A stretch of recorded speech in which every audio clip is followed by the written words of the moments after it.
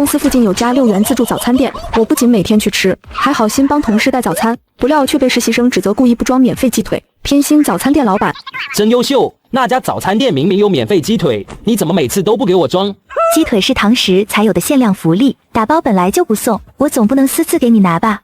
可我们明明花了钱，我看你就是故意少拿，好讨好老板，让老板给你免单吧。还有，我让你多带几个包子和鸡蛋，你每次都推脱，是不是故意针对我？没想到你是这种人，以后不用你带早餐了，这便宜我们宁愿让老板占，也不让你占。我笑而不语，因为这家早餐店是我家开的。一早我就出门去了公司附近那家6元自助早餐店，吃完后，我按几位同事的口味分别打包，足额扫码付钱。谁知刚到公司把早餐分出去，就被郝建拦住了去路。哟，曾老板来上班了，一大早就阴阳怪气的，你没吃药？你还敢怪我阴阳怪气？你干了什么好事自己不知道吗？帮你们买早餐，确实是干了好事。我今天可算是知道了，难怪你这么久以来都积极的帮我们带早餐，原来这里面暗藏玄机。该不会发现早餐店是我家的，嫌我隐瞒，生气了吧？真优秀，要不是我昨天调休特意去店里吃了一顿，我还不知道有免费鸡腿这回事。还有，我让你每天多带几个包子和鸡蛋，你次次都不帮我带，安的什么心？我早就说过，鸡腿仅限堂食供应，你们可以自己去吃，但这实在没办法打包。那你就不能偷偷给我装一点？规矩是死的，人是活的，而且我花了钱的，怎么其他都不限量，就限鸡腿，多带2个包子鸡蛋能怎么样？你就是故意刁难我。可你明明饭量不大，多装了也是浪费，而且店里的规矩我不能破坏。再说了，我明明看见你上周把早餐偷偷转卖给楼下快递员，你要多带根本不是自己吃，是想倒手赚钱吧？哟，还知道我的饭量，我不想吃可以扔，用得着你拿着我的钱搞勤俭节约吗？我到手卖怎么了？那是我的本事，你管得着吗？你说你爱吃猪肉大葱的包子，我今天特意多等了10分钟，而且皮蛋瘦肉粥也是盛了超多料，这些都比不上一个鸡腿吗？不仅关注我的饭量，还记住了我爱吃什么，该不会是暗恋我吧？不过你现在别想转移我的注意力，我昨天亲眼看见了，你自己那份根本没给钱，扫码只付了我们这些人的钱。你们不知道，他跟老板娘亲得很，老板娘直接给他一大盘鸡腿，他自己吃的可香了，那都是从我们嘴里省出去的。我气得说不出话，郝建以为我理亏，脸瞬间黑了下来。被我说中了吧？你果然能吃免费的，没想到你连同事都算计，以后不用你带早餐了，这便宜宁愿让老板占，也不让你占。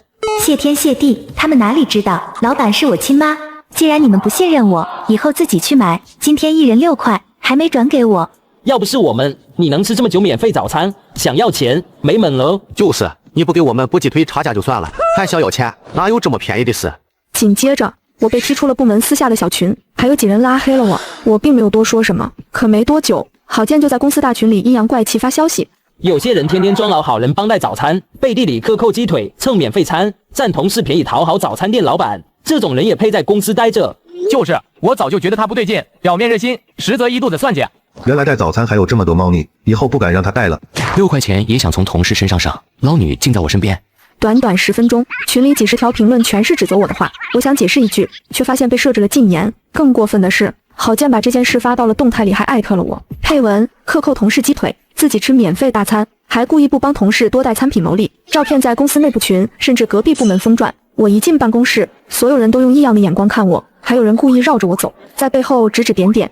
就是他带早餐还克扣鸡腿，太小气了。听说他跟早餐店男老板有一腿，故意赚同事们的钱。粗丝也闭口，这样的人就不配再待在公司里。听着这些话，我没有上前辩解。第二天早上一到公司，我就把一大袋鸡腿甩到了郝建面前。不是想吃吗？那就吃个够吧。还有你要的包子鸡蛋，我也按正规流程给你多带了3份，超量的部分要按餐品单价算，赶紧把钱转我。办公室里瞬间安静下来，所有人的目光都定在我和郝建身上。郝建先是愣了2秒，随即脸上泛起得意的红晕，像是抓住了什么天大的把柄，拔高声音喊起来：大家快看，我说的没错吧？真优秀果然是暗恋我，不然怎么会专门给我带这么多鸡腿，还帮我多带包子鸡蛋？这不是在追我是什么？他一边说，一边故意用暧昧的眼神上下打量我，手还故作轻浮的想去碰我的胳膊。我侧身躲开，眼神冷得像冰。我会暗恋你？你家没有镜子还没有水吗？给你带这些是为了避免你一直揪着这事不放，真是普信男。你少嘴硬，昨天你还装矜持，实则早把我的话铭记在心，今天就主动送上门，不是暗恋是什么？我没再理他，转身要回自己的工位，郝建却快步追上，挡在我面前，下巴抬得老高，一副趾高气扬的样子。真优秀，你对我的那点小心思，我都看出来了，你以后就不用再装了，大方承认喜欢我不丢人。莫名其妙，你看出什么了？你从一开始帮我带早餐就暗藏心思，记住我口味，等我爱吃的包子，现在又送我一整包鸡腿，还帮我多带包子鸡蛋，你不是暗恋我是什么？我帮很多人带早餐，又不是只帮你一个，记住口味是基本负责，给你鸡腿是不想再听你吵，跟暗恋没有半毛钱关系。可郝建却像是根本没听见我的话，自顾自地沉浸在自己的幻想里。行，你现在就是嘴硬，我懂，女孩子嘛，脸皮薄，不好意思承认，我可以理解。少自作多情，我没有不好意思，我只是在陈述事实。我告诉你真优秀，我条件不差，追我的人也不在少数，你能被我看出来，算你运气好。听到这话，周围已经有不少同事停下手里的工作，偷偷往这边看，不少人憋着笑，甚至有人拿出手机悄悄拍。此时我心里升起阵阵恶心。郝建，你让开，我要工作。等一下，我话还没说完，既然你这么喜欢我，愿意为我做这么多事，那我今天就大发慈悲，给你一个跟我在一起的机会，以后你天天帮我带鸡腿，多打包早餐给我倒卖，我保证带你一起赚钱。我没听错吧？郝建说要给真优秀机会，真优秀真的在追他吗？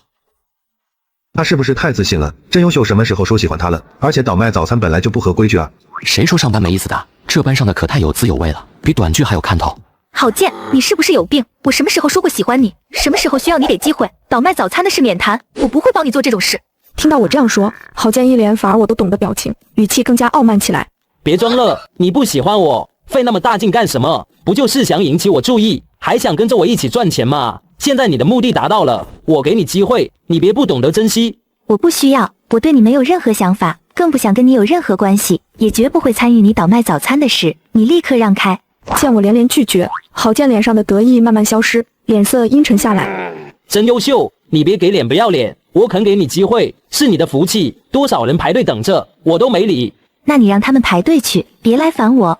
我告诉你，我是认真的，我郝建可不是那种随随便便的男人。从今天起，你就是我女朋友。早餐继续给我带，鸡腿也得按今天这个标准来装，包子鸡蛋多打包给我倒卖，周末跟我约会，然后再给我生个男孩。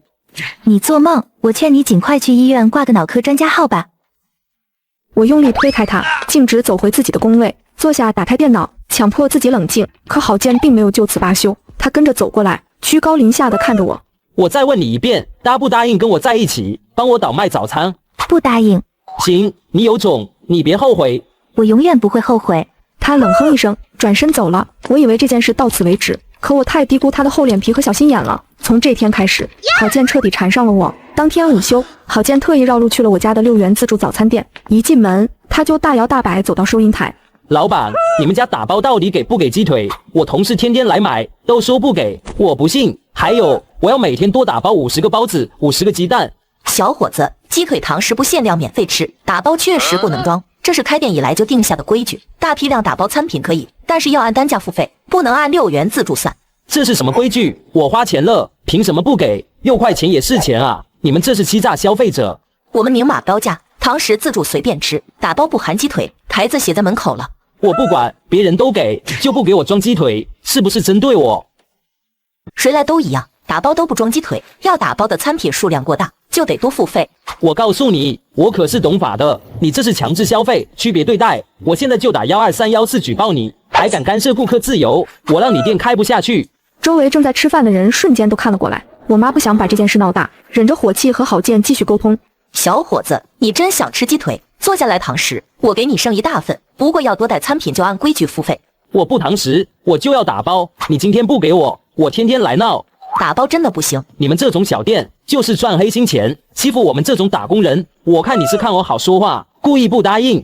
他的吵闹引来了整条街的围观，路人拿出手机拍摄，有人发到本地短视频平台，配文6元自助早餐店克扣鸡腿，辱骂顾客，还禁止顾客合理多带餐品。短短半小时，视频播放量破万，评论区一片亲切问候声。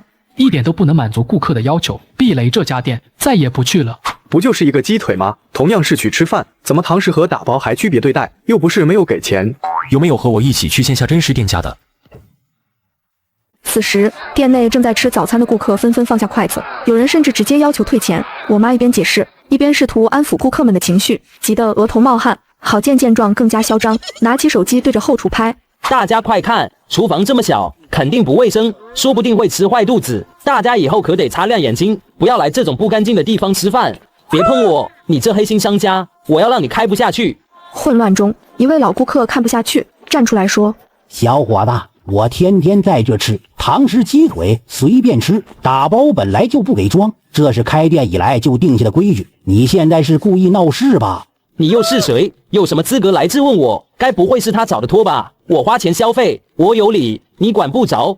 郝建越闹越凶，门口聚集的人越来越多，不少准备进店的顾客直接转身离开。那天早上，原本爆满的早餐店只卖了不到10单。我妈坐在椅子上，红着眼圈叹气：好好的做着生意，怎么遇上这种无赖？郝建闹了10几分钟，见我妈始终不松口，本想自己动手去装鸡腿，但有老顾客出面拦着，他也不敢强来。你给我等着，我天天来，让你生意做不成。说完，郝建摔门而去，而我妈并没有把这件事告诉我。第二天一早，我刚到公司，郝建就捧着一杯没有任何标签的奶茶放在我桌上。早上刚在茶水间给你冲的奶茶，这可是女朋友专属，以后记得每天帮我带鸡腿，多打包包子鸡蛋，咱们一起赚钱。我不喝，拿走，我不会帮你做违规的事。我都买了，你不喝，岂不是浪费了？真不会过日子，等你嫁过来之后，看来家里的钱都得让我来管才行。你真是有那个大病。我直接把奶茶塞回郝建怀里，他没反应过来，奶茶直接掉在了地上，洒了一地。周围同事一惊，郝建脸色瞬间沉下来。真优秀，你故意的是吧？不给我面子。我都说了我不要，是你一厢情愿，一直硬塞给我。还有，我绝不会帮你倒卖早餐。真优秀，我对你这么好，还想着带你一起赚钱，结果你就这样对我是吧？我没有理会他，转身离开了。郝建咬着牙蹲下去收拾地上的垃圾，一边收拾一边瞪着我走远的背影。从那之后，他的骚扰变本加厉。这天我去茶水间倒水时，直接被他堵在了门口。亲爱的，帮我也倒一杯水吧。还有，记得明天早上多带点包子鸡蛋，我明天要卖。我直接选择无视他，绕开他走出了茶水间。之后我去打印文件，他故意停留在打印机旁边跟我搭话。晚上想吃什么？我想吃牛油火锅了，加麻加辣的那种。那就说定了，就去这个吧。吃饭的时候顺便聊聊咱们倒卖早餐的赚钱计划。你的呼吸声吵到我眼睛了，请你圆润的离开。真优秀，我好声好气和你商量，你这是什么态度？后来午休的时候，我趴在桌上休息，郝建仍旧阴魂不散地走了过来，敲了敲我的桌子。醒一醒，别睡了，收拾收拾东西，下午陪我一起出外勤。郝建，你再这样，我告诉经理了。告诉就告诉，我身正不怕影子歪。我已经明确拒绝你很多次，你这是骚扰。我不觉得，我认为你是欲擒故纵，想吊我胃口。我彻底无语，他不仅私下纠缠，还在公开场合故意制造我们在一起的假象，甚至宣扬倒卖早餐的计划。部门群里，他故意@我，真优秀，晚上记得等我一起下班，顺便把明天要带的包子鸡蛋数量定好。没得到我的回复，郝建不仅没放弃，还再次@了我。大家都看着呢，宝贝，别这么不给面子。同事们纷纷在群里吃瓜，有人开始调侃起来，还有人问能不能一起加入倒卖。我气得直接把群设成了免打扰。更过分的是，他开始跟其他同事到处宣扬，说我已经答应做他女朋友，还答应帮他倒卖早餐赚大钱。这下引来不少同事的好奇。优秀，你真跟郝建在一起了，还要一起倒卖早餐？没有，完全没有。他造谣，倒卖早餐本来就不合规矩，我不可能做。可他说你承认了。你觉得我会看上他，会做这种事吗？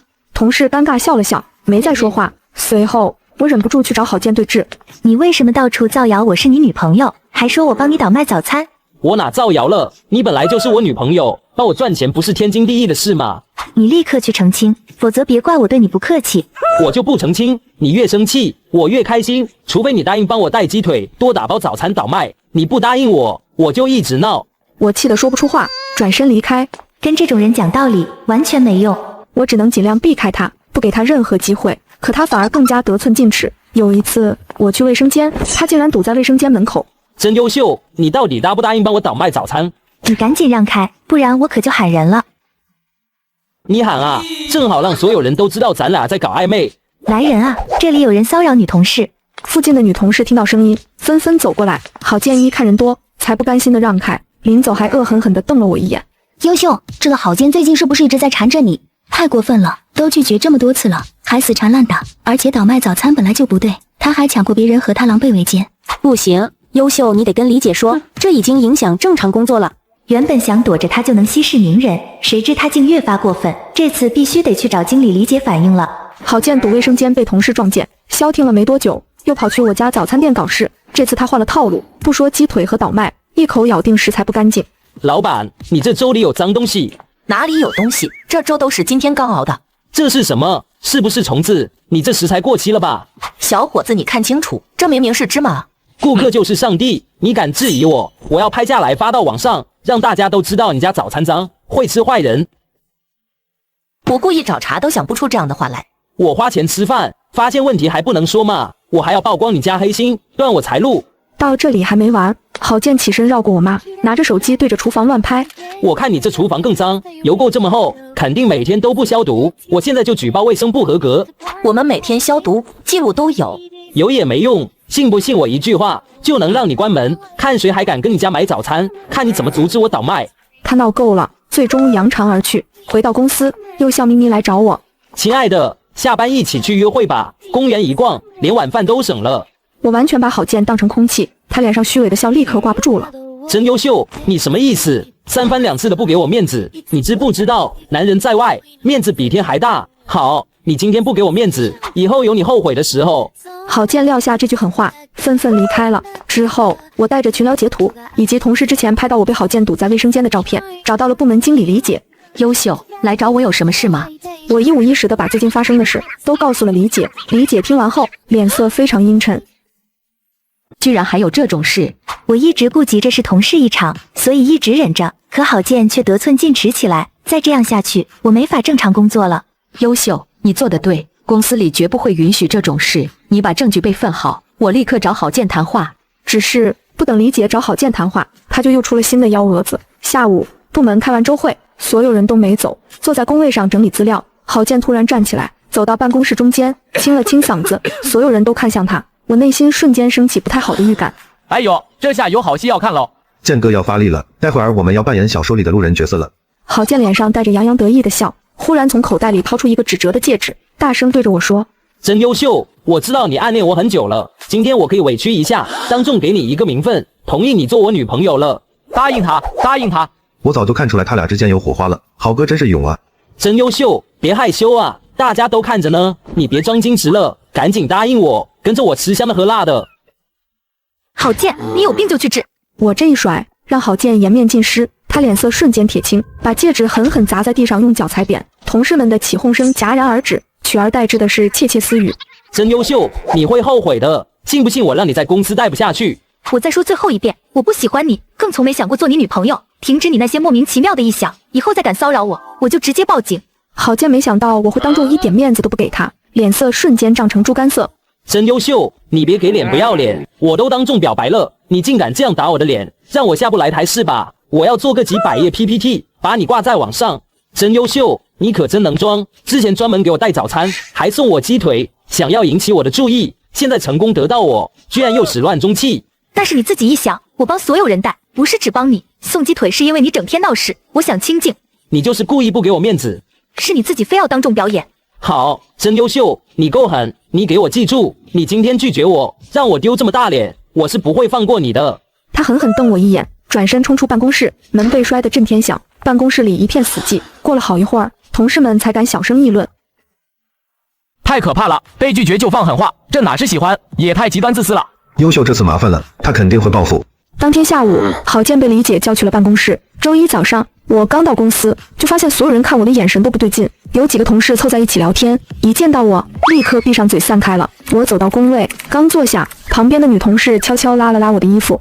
优秀，中午下午你出外勤了，应该还不知道呢吧？郝建在下班前10分钟被李姐叫进了办公室，出来之后脸特别臭，而且他现在在到处造你的谣。造什么谣？他跟所有人说，你之前私下里疯狂到追他，被他拒绝后，你不甘心，就故意送鸡腿勾引他，还在办公室假装高冷，其实你私生活特别乱，和早餐店老板有一腿，还说你故意不帮他多带包子鸡蛋倒卖，是因为你想借那个早餐店自己做这个生意。他胡说八道，全是假的。我们知道是假的，可是很多人不了解你，也不清楚真相，就信了。我拳头紧紧攥起，指甲渐进掌心，站起来直接走到郝建的工位旁。他正得意洋洋地跟几个男同事吹牛，看到我过来，立刻收敛笑容，摆出一副不屑的样子。郝建，你为什么到处造谣毁我名声？我造谣什么了？我只是说实话而已。实话明明全是你编的。是不是编的？大家心里清楚。谁让你不肯帮我带鸡腿，不肯帮我倒卖早餐？就是啊，真优秀，被拒绝就承认，没必要抹黑人家，不就是帮人带点早餐倒卖吗？多大点事？你们被他骗了，是他一直纠缠我，我拒绝他，他就报复我。谁信啊？人家郝建这么帅，还能带你赚钱，你会拒绝他吗？信不信由你们，但郝建，我告诉你，你在造谣，我立刻报警。你只要报了警，我就把你倒追我的证据都发出来。你哪来的证据？全是伪造的。是不是伪造？不是你说了算的。从那之后，郝建不仅在公司颠倒黑白，还在网上编造不堪入目的故事。我的女同事私生活混乱，经常夜不归宿，还想倒追我这种白纸男。她还为了蹭免费早餐，跟早餐店男老板私下搞关系，人品极差。谣言越传越离谱，甚至有人恶意 P 图，把我和陌生男子的照片拼在一起，传播低俗谣言。当天下午，公司人事主管张姐突然找我谈话，真优秀，现在来趟我办公室，有重要的事要和你谈。真优秀，现在公司内外都在传你的负面消息，严重影响公司形象。如果你不能尽快澄清，消除负面影响，公司只能对你做停职处理了。那些都是谣言，是郝建恶意报复我。我知道现在是你委屈，但现在舆论对公司很不利，很多人打电话到公司投诉你，你给公司一点时间处理，同时也要做好心理准备。走出张姐的办公室，我眼前发黑。回到办公室后，同事们看我的眼神更加异样，有人甚至躲着我走。不到一上午，整个部门甚至隔壁部门都传遍了，我走到哪都有人对我指指点点。以前跟我关系还不错的同事也开始刻意疏远我。之后部门接到了新项目，我和郝建被随机分到了同一组。郝建故意不配合工作，甚至把一些文件误删了。这天在周会上，部门经理李姐居然着重表扬了郝建。郝建这次报表做得很细致，值得大家学习。那明明是我熬了3个晚上做出来的报表，连数据格式都是我一点点调整的。我压下胸腔里翻涌的怒火和委屈，猛地站起身。喧闹的会议室安静了下来，所有人的目光都齐刷刷地聚焦在我身上。优秀，怎么了？是有什么问题吗？李姐，您刚才表扬郝建的那份报表根本不是他做的，完完全全是我熬了3个通宵独立完成的。话音刚落，会议室里瞬间炸开了锅，同事们交头接耳，议论声此起彼伏。郝建猛地从椅子上站起来，指着我气急败坏地大喊：真优秀，你血口喷人！那份报表明明是我做的，你自己没本事做出来，就想污蔑我，抢我的功劳，你也太不要脸了。你说是你做的，那我问问你，报表里的核心数据计算公式是什么？郝建的眼神瞬间慌乱起来，眼神飘忽不定，支支吾吾的说不出话。这份报表很早之前我就做出来了，每天工作那么饱和，我怎么可能记得住这些小细节？郝建急得冒出了冷汗，周围的同事看向他的眼神里多了几分怀疑，而我条理清晰的把报表的各种细节都阐述了出来，可郝建还是梗着脖子强辩。就算你知道这些，也不能证明报表是你做的，说不定是你偷偷看了我的报表记下来的。我直接拿出提前准备好的平板电脑，点开屏幕，对着会议室的投影设备连接好。郝建，你真的以为我拿不出证据吗？我早就料到你会耍这种无赖手段，所以我全程都留了证据。大家看投影屏幕，这是我制作报表的电脑后台记录，从某某号晚上8点开始，到某某号凌晨2点，每一次编辑、保存、修改的时间戳都清清楚楚，连续3个晚上的操作记录，全程都是我的账号登录，没有任何其他人的操作痕迹。投影屏幕上清晰地显示出文档的操作日志、时间、账号、操作内容一目了然，每一个步骤都对应着我熬夜做报表的时间，铁证如山。这是我做报表时的草稿文件，一共修改了12个版本。另外，我昨晚把最终版报表发送到了部门的共享文件夹，发送记录也在这里，时间是凌晨1点47分，而郝建今天早上才把这份报表复制到他的文件夹里，时间差清清楚楚。会议室里鸦雀无声，所有人都看着投影屏幕上的铁证，看向郝建的眼神从之前的赞许变成了鄙夷。面对这些证据，郝建瘫软在椅子上，一言不发，而李姐的脸色越来越沉，用力拍了一下会议桌，发出沉闷的声响，震慑住了全场。郝建，我上次就已经找你深刻谈过1次话了，你以为只是纠正你的个人作风问题吗？你的工作态度也一样存在很大问题。李姐，我错了，我一时糊涂，看到陈优秀的报表做得好，就想占为己有，我知道错了。你不仅散布同事的不实谣言，还窃取同事的工作成果，当众撒谎。你这种品行不端、毫无职业操守的人，根本不配留在我们部门。李姐，我认为郝建这段时间做出的事性质极其恶劣。优秀说得对，公司绝对不会姑息。我现在就去和人事主管协商，将你调离本部门。转到公司后勤部门，后续人力资源部会根据你的行为做出进一步的处罚决定。理解，我真的知道错了，我再也不敢了。求您不要把我调走，我不想去后勤部门，您再给我一次机会，我一定改过自新，好好工作。上次找你谈话警告，就是在给你机会，你珍惜了吗？我的决定已经做出，不会更改。会后你立刻去人力资源部办理调岗手续，收拾好你的东西，离开我们部门。郝建见哀求无果，眼神里充满了绝望和怨恨，他恶狠狠地瞪了我一眼，却不敢再多说一句话，只能忍气吞声接受这个处理结果。优秀，你的工作能力和态度大家有目共睹，这份报表做得非常出色，后续部门会对你进行公开表扬，并且给予相应的奖励，你的功劳绝对不会被埋没。今天这件事给大家敲响警钟，以后再有类似事件发生，公司绝不姑息，一律严肃处理，希望大家都能引以为戒，脚踏实地，认真工作，凭自己的实力赢得认可。会议结束后，郝建就被勒令收拾东西离开了部门，没有他的骚扰，我的工作变得顺利了许多。与此同时，随着我家早餐店的新品推出，生意越来越好。我妈每天凌晨3点就起床和面调馅，我爸则守着蒸笼把控火候，我只要有空就会回去搭把手。周日我在后厨里，正和我爸一起研究包子的新馅料，突然听到我妈和一个人的对话：小伙子，你怎么又来了？我还是那句话，你要是想吃鸡腿，堂食不限量，但是真的不能打包。如果人人都像你这样，那我们这店真的开不下去了。阿姨，您误会了。听到这熟悉的声音，我立刻放下手头上的活，悄悄掀开后厨门帘往外看。只见此时的郝建脸上堆满了笑意，手里还拎着一袋不知道从哪买的廉价水果，正凑在我妈面前献殷勤。阿姨，我是来向您道歉的，之前是我过激了。您瞧，我这可是带着诚意来的，还给您买了些水果。小伙子，这水果我是不会收的，你有话就直说吧。阿姨，我是来找您谈生意的，长期的那种。你还是想多打包早餐，拿去倒卖是吧？我之前已经说过很多遍了，大量打包可以，但是超出一定氛围的要按单价商品算钱。阿姨，您听我说完，我这次找来，的确还是因为这件事。我们公司的同事，包括那个写字楼里的其他人，都喜欢吃您家早餐，但有的人的确是起床困难户，需要有帮忙买早餐的人，我自然不想错过这样的商机。阿姨，您看这样行不行？我按月多给您钱，但您别限制我打包的量。这时候，我爸也听到了郝建这话，他停下了和面的动作，而此时的我正打算冲出去把郝建赶走。我爸察觉到了我的意图，立刻拦住了我。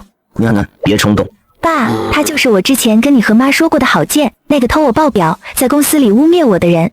那你现在更不能出去了，这事我来处理。可是他没什么可是，他不知道这是咱们家的店，现在店里还有其他顾客，你出去了，一定会和他起冲突。对付这种无赖，不用你出面，爸有办法。我咬着牙点了点头，乖乖地躲在后厨的灶台后面，透过门缝看着前店的动静。郝建还在喋喋不休地跟我妈打感情牌。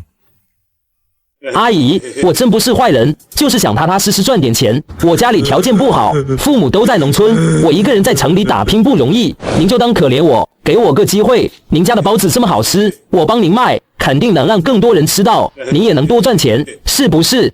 我都说了，我们店不搞代卖，你这样大批量打包外带，万一出什么问题，谁能负责？赶紧拿着你的东西走，别影响我们做生意。郝建脸上的笑容僵了一下，眼底闪过一丝不耐烦，但很快又掩饰过去，继续软磨硬泡。阿姨，您别这么绝情啊，我真的能帮您卖很多，您给我便宜一点就行，我保证每天都能卖出去上100个，让你家店天天人满为患。您想想，这多划算啊！就在这时，我爸掀开后厨的门帘走了出去，他眼神锐利地盯着郝建，身上带着常年劳作积攒下来的硬朗气势。郝建看到我爸，愣了一下，随即又堆起笑容。叔叔，您是这家店的老板吧？我跟阿姨商量代卖早餐的事呢，我能帮您。行了，别说了，我们家的店开了10几年，从来都是自己做自己卖，不找任何人代卖，更不会跟你这种人做歪门邪道的生意。叔叔，我怎么歪门邪道了？我就是想帮忙卖早餐，赚点辛苦钱。你要是真赚辛苦钱，就老老实实上班，而不是想着投机取巧，靠倒卖别人的东西赚差价。我不管你在外面干什么，但是在我店里不行。叔叔，您这话是什么意思？我听不懂。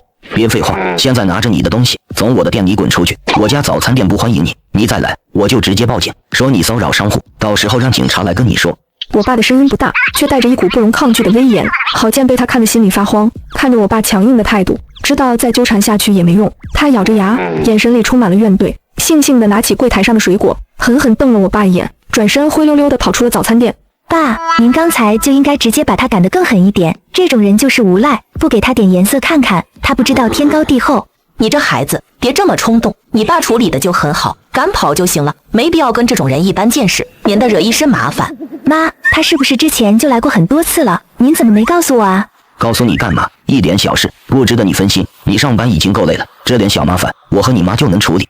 爸妈，郝建不是那种会轻易放弃的人，肯定会记恨在心，说不定会报复咱们店。我们行得正坐得端，包子都是新鲜食材，每天现做现卖，卫生达标，他能怎么报复？让他来，我们不怕。郝建的为人我太清楚了，心胸狭隘，不达目的不肯罢休，绝对不会就这么算了。不说他了，爸，您不是说研究了新馅料吗？咱们赶紧试试，明天早上争取上新。接下来的几天，早餐店安安稳稳，郝建再也没有出现过。公司里，郝建被安排在后勤的仓库里整理物资。同事们知道他做过的那些事后，见到他都绕道走。几天后，我刚到店里，就发现我妈脸色不太好，店里还站着几个陌生年轻人。妈，怎么了？这些小伙子每天早上一来就打包走几十个包子，一买就是好几天了。我问他们买这么多干嘛，他们就说给同事带饭，可我总觉得不对劲。我顺着我妈的目光看去，那4个年轻人的手里都拎着大塑料袋，和我对视上后，介意开了视线。紧接着，他们带着早餐离开了。我站在店门口，看到他们拐进了旁边的小巷子。妈，您别管，我跟着去看看。和爸妈打过招呼后，我悄悄地跟在那几个年轻人身后。只见他们走到一辆停在角落的电动车旁，把手里的早餐全都放进了一个密封的泡沫箱里。好哥，按照您的吩咐，早餐都买好了。放心，我没跟店主多说话，直接买了就走。好嘞，我现在就给您送到公司楼下，保证按时交给您。果然是郝建在背后捣鬼，他自己不敢来店里，居然雇了人来买早餐。那几个年轻人挂了电话，骑着电动车往我们公司的方向驶去。我默默回到了店里。进店后，我爸看到我脸色不好，立刻问道：怎么样？是郝建搞的鬼，他自己不敢来，就雇了几个人来店里买包子。现在天气这么热，30多度的高温，包子放在密封的箱子里捂着，肯定容易变质。那要是有人吃了拉肚子，岂不是要怪到我们店头上？咱家的早餐都是新鲜现做的，食材绝对干净卫生，可不能被他这么陷害。这个郝建真是阴魂不散，他这不是倒卖，这是故意害人。天气这么热，包子捂半天肯定变质，这没准会出事。到时候他把责任往我们店一推，我们跳进黄河也洗不清。那怎么办？要不我们报警吧，说他故意陷害我们。现在报警没用，他还没造成实际后果，警察也管不了。而且他雇人来买，自己不出面，我们也没有直接证据证明是他指使的。那可怎么办啊？怎么就惹上这么个泼皮无赖呢？难道就眼睁睁看着他这么干？我们辛辛苦苦做的包子，不能被他这么糟蹋，更不能让他害了吃早餐的人，还栽赃我们。怪我刚才忘记录像了。这样吧，从今天开始，我们店里打包早餐都限量，多了不让打包，不管是谁，一律按这个规矩来，看他怎么大批量买走。得到爸妈的一致认可后，我立刻找了一张硬纸板，写上这个温馨提示，然后贴在了柜台最显眼的地方。早上来吃早餐的顾客看到告示，都表示理解。只有那几个被郝建雇来的年轻人，再次来店里的时候，看到限量购买的告示，脸色瞬间变了。那个瘦高个年轻人凑到柜台前，试探着说：老板，我们公司的同事都喜欢吃你家包子，想让我帮忙打包，能不能通融一下？店里的规矩，每个人只要打包都限量，堂食还是不限量。你可以把这个告示跟你同事说一下，他们有时间的话，还是尽量来店里吃吧。几个年轻人面面相觑，最后只能打包了最高限量的早餐带走了。我原以为事情就这样顺利解决，可当天下午，我接到了我妈的电话，她声音里带着明显的焦急。优秀，不好了，出事了！刚才那几个年轻人又来了。他们不是来店里买早餐，是在店门口拦着从店里打包早餐的顾客，佳佳从顾客手里买早餐，好多顾客把包子卖给他们了。我立刻跟公司请假，往早餐店赶。到了店里，果然看到那几个年轻人在店门口晃悠，看到有人买了包子出来，就上前拦住，加价收购。大哥，您这打包的早餐卖给我吧，我给您加1块钱，您再进去买就行，不耽误您吃。阿姨，您买这么多，卖我点儿呗，我多给您钱。有些顾客觉得划算，就把刚买的包子卖给了他们。那几个年轻人凑够了大量的早餐，再次装进了没有冰块的泡沫箱里，骑着车跑了。我冲上前去想拦住他们，可他们骑得飞快，转眼就没了踪影。我爸的脸色铁青，一辈子没跟人红过脸的他，此刻也被郝建的无赖行径激怒了。肯定是郝建想出来的点子，他这是像鬼一样缠上咱家店了。不行，不能就这么算了，得想个办法回击他。楠楠，你有什么好办法？妈，到时候你就知道了。第二天一早，我做好安排后，照常去上班了。上午10点多，我正在公司整理文件，办公室里突然炸开了锅。哎呦，我肚子好疼！我也是，拉肚子了，现在疼得直不起腰。怎么回事啊？我记得我早上只吃了包子，然后就开始不舒服了。几个同事捂着肚子，脸色苍白，急匆匆地往厕所跑。越来越多的同事出现了腹痛、腹泻的症状。李姐听到动静，立刻从办公室走出来。怎么回事？谁能说清楚？李姐，我们早上买了郝建卖的早餐，吃完没多久就开始拉肚子，现在肚子特别疼。郝建，他不是在后勤吗？怎么会卖早餐？公司附近有家6元早餐自助店很好吃，但我们通勤时间比较紧张，没时间去店里吃。郝建从店里打包来了很多，所以我们就从他那儿买了。真是奇怪，之前真优秀帮我们带那家早餐的时候，我们从来没发生过这种情况。我早上只吃了从郝建那儿买的早餐，肯定是因为这个。紧接着，李姐拨打了120，救护车很快赶到，把那些不舒服的同事们送去了医院。李姐也随车一起去了。没过多久，李姐独自回到了公司，脸色极其难看。李姐，那些人现在怎么样了？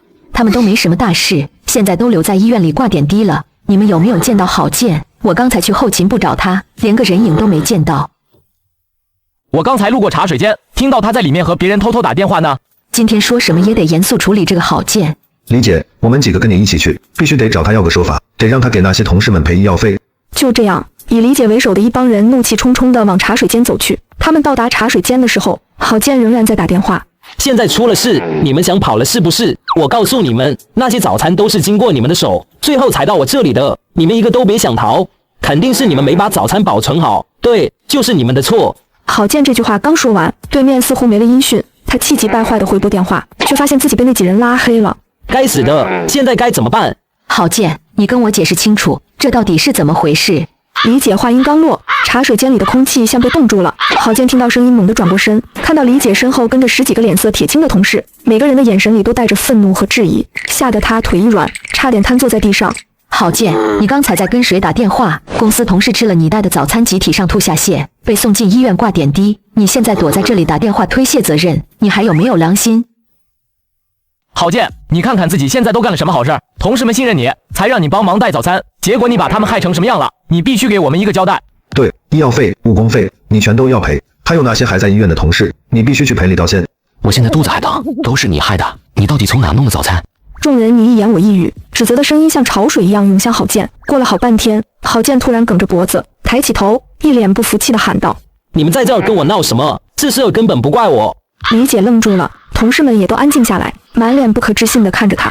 不怪你，那怪谁？早餐是你从外面带回来，带到公司卖给同事们的，不是你的责任是谁的责任？当然怪那家早餐店，我就是从公司附近那家6元早餐自助店买的。虽然之前真优秀带的时候没事，这次保不准是他们店的早餐变质了，不卫生了，才把大家吃坏肚子的。我也是受害者，我好心帮大家带早餐，结果还背了黑锅，我找谁说理去？不会吧，那家店我们之前经常去，从来没出过问题啊。肯定是他们最近偷工减料，食材不新鲜，或者制作的时候没注意卫生。我刚才打电话就是找他们老板，结果他们还把我拉黑了，摆明了就是想推卸责任。此时，李姐半信半疑，她知道那家6元早餐自助店，公司很多同事都去吃过，口碑一直不错，之前从未出现这种集体食物中毒的情况。好，你说责任在早餐店，那你现在就带我们过去，当面和店家对质。如果真的是他们的问题，我们一起找他们讨说法。但如果是你在撒谎，公司绝对不会放过你。郝建的眼神躲闪了一下，他其实根本没底气，只是想随便找个替罪羊推卸责任。可现在李姐逼着他去对质，他骑虎难下，只能硬着头皮答应。去就去，我怕什么？我带你们去，当面把事情说清楚，让你们知道我郝建也是受害者。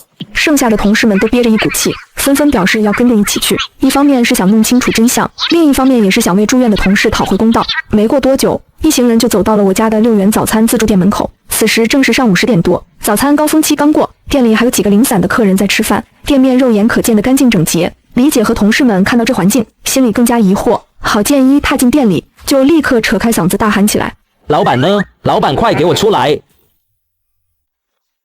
又是你，又是为了倒卖早餐的事来的。我说你这小伙子脸皮怎么比城墙还厚啊？我之前已经拒绝过你很多次了。你胡说八道什么呢？我今天过来是因为你家早餐不干净，我帮同事们买的早餐，结果他们吃完后全拉肚子了，你得赔我们医药费和误工费。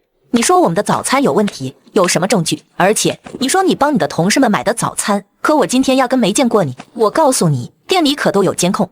郝建顿时一愣，张了半天嘴巴，都没说出一个字来。李姐和同事们立刻察觉到了异样。郝建，老板说从来都没见过你，那你是怎么买的早餐？到底是怎么回事？必须给我说清楚。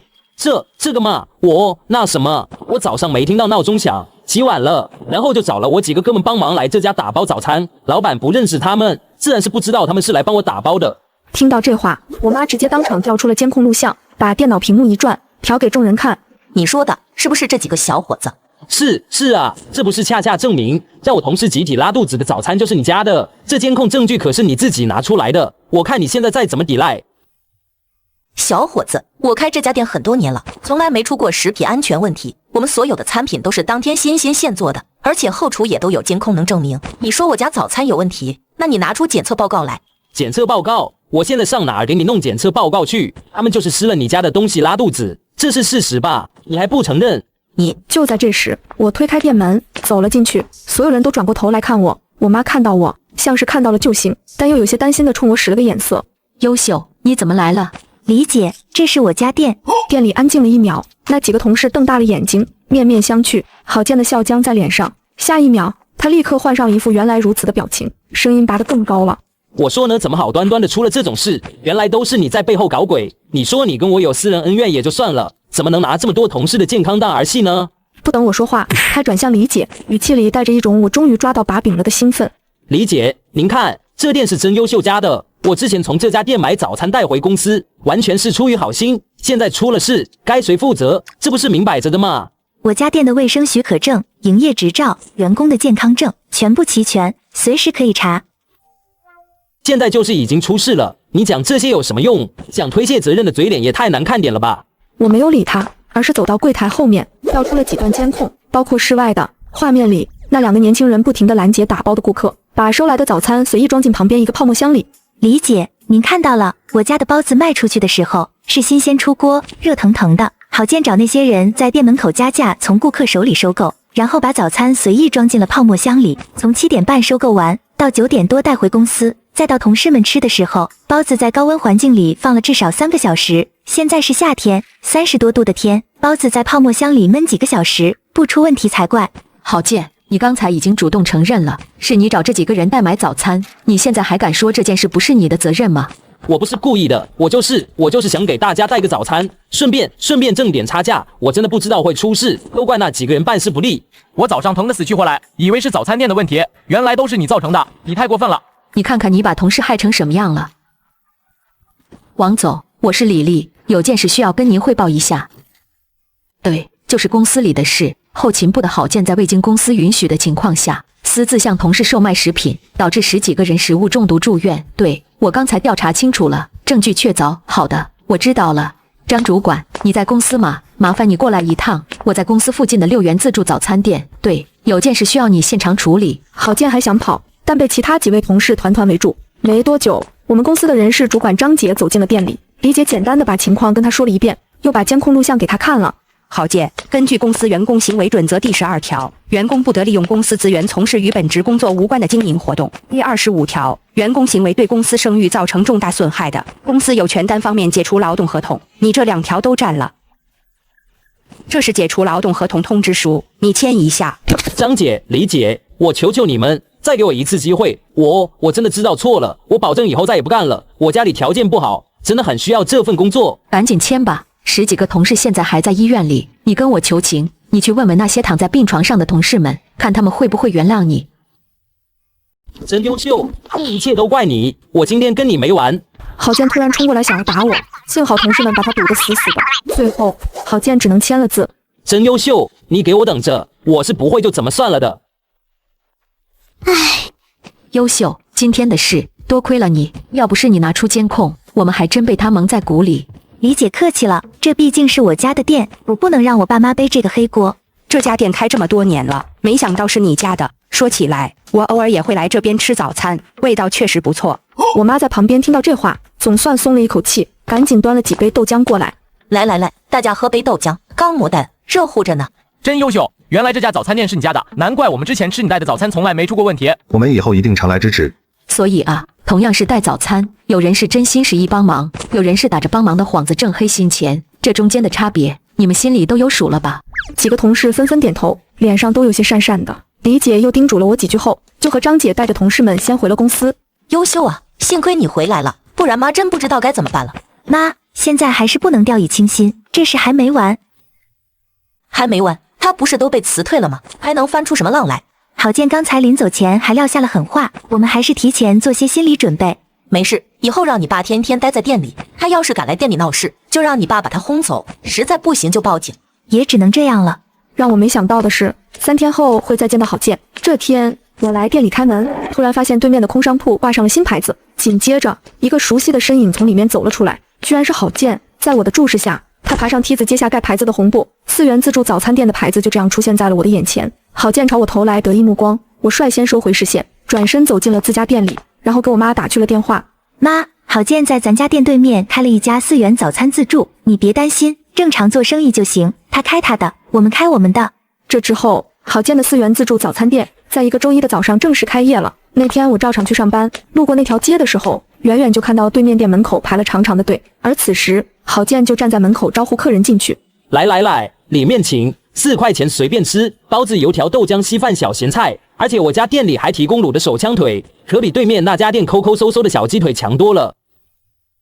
而我家早餐店的门口，今天的客流量明显少了。推门进了店，我妈看到我，勉强笑了一下。妈，今天生意怎么样？还行，比平时少了大概3成吧。3成？不过也正常，大家都图新鲜劲儿嘛。谁家新店开张都有人去尝鲜，过2天味道一对比，客人自然就回来了。